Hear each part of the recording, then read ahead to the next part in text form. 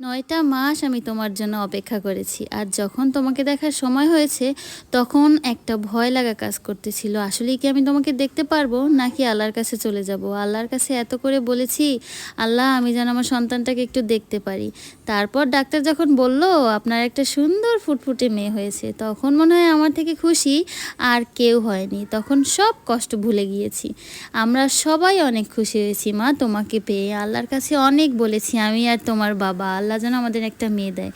আল্লাহ আমাদের কথা শুনে তোমাকে আমাদের কাছে পাঠিয়ে দিয়েছে। আমরা সবাই তোমাকে অনেক ভালোবাসি, দাদা তোমাকে অনেক ভালোবাসে।